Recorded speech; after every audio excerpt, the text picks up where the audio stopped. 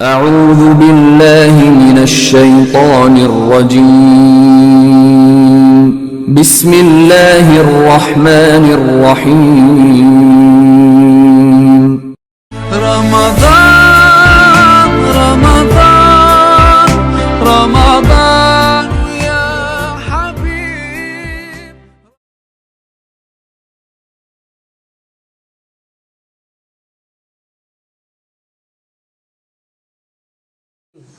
جناب محمد عربی صلی اللہ علیہ وسلم نے اس خطبے میں صحابہ اکرام رضوان اللہ علیہم اجمعین سے یہ تمام تر باتیں فرمائی کہ رمضان کا بابرکت مہینہ ہے، اس میں روزے رکھا کرو، اس میں عبادت کو بڑھاؤ، اور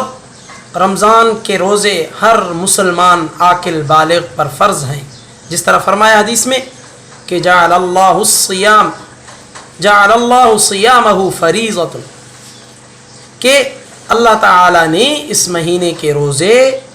فرض قرار دیے ہیں، کہ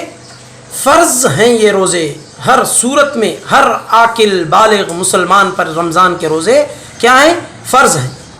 جس طرح اسلام کی جو بنیاد ہے وہ 5 چیزوں پر ہے، اس میں ایک چیز وہ روزہ بھی ہے، رمضان مبارک کے روزے بھی اسی میں آتا ہے۔ اسلام کی بنیاد ان 5 چیزوں میں ہے، جن میں ایک روزہ بھی آ گیا۔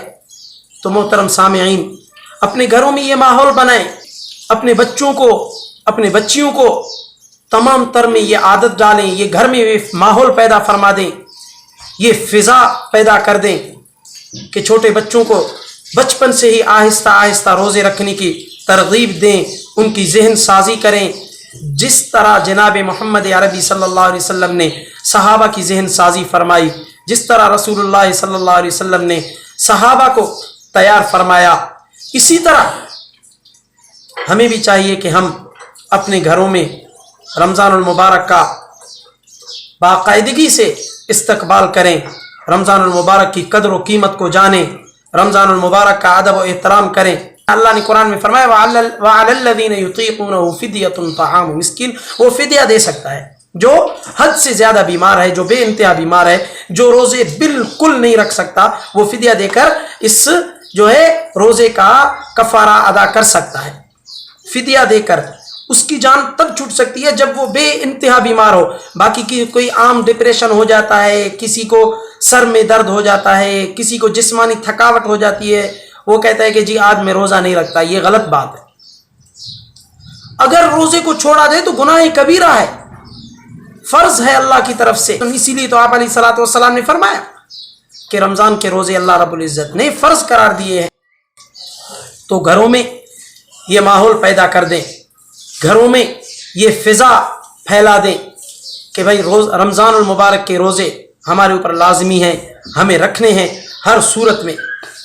کیونکہ رسول اللہ صلی اللہ علیہ وسلم نے فرمایا جعل اللہ صیامہ فریضۃ، اس کے دن کو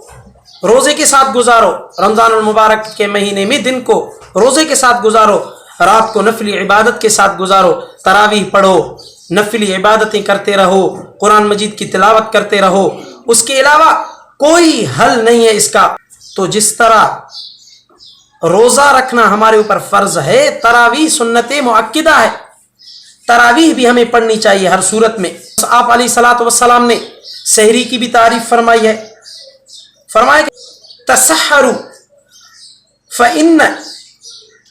فی السحور برکہ، رسول اللہ صلی اللہ علیہ وسلم نے فرمایا سحری کیا کرو، کیوں؟ وہ اس لیے کہ سحری میں برکت ہے۔ آپ علیہ الصلوۃ والسلام نے سحری کا بھی بتایا، رمضان کے روزوں کی فرضیت کا بھی بتایا، اور پھر فرمایا کہ آپ علیہ الصلوۃ والسلام نے ہمیں سمجھایا کہ من فطر صائما غفر اللہ له ذنوبہ، من فطر صائما غفر اللہ له ذنوبہ واعتقہ من النار۔ رسول اللہ صلی اللہ علیہ وسلم نے فرمایا کہ جو شخص رمضان المبارک کے مہینے میں کسی کو روزہ کھلواتا ہے، رمضان المبارک کے مہینے میں اگر کسی کو روزہ کھلواتا ہے، کسی روزے دار کو، تو اللہ رب العزت اس کے تمام گناہ معاف فرما دیتے ہیں اور جہنم سے اس کو آزاد فرما دیتے ہیں۔ اتنی بڑی نعمتیں، اتنی بڑی مہربانی اللہ رب العزت کی ہیں اس بابرکت مہینے میں۔ پھر آپ علیہ الصلوۃ والسلام نے مزید فرمایا کہ بھائی روزہ افطار کرواؤ۔ یہی سوال اس وقت خطبے میں ایک صحابی نے آپ علیہ الصلوۃ والسلام سے کیا تھا کہ اللہ کے رسول، ہم میں سے کوئی اتنی طاقت نہیں رکھتا۔ قلنا یا رسول اللہ صلی اللہ علیہ وسلم لیس کلنا یجد ما یفطر به الصائم، لیس کلنا ما یفطر به الصائم،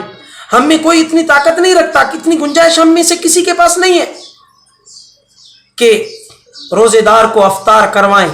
رسول اللہ صلی اللہ علیہ وسلم نے فرمایا کہ اگر تم من فطر صائما علی مفطق لبنا، ایک گھونٹ دودھ کا پلا دیتا ہے، اگر کوئی بندہ کسی روزے دار کو ایک گھونٹ دودھ کا پلا دیتا ہے یا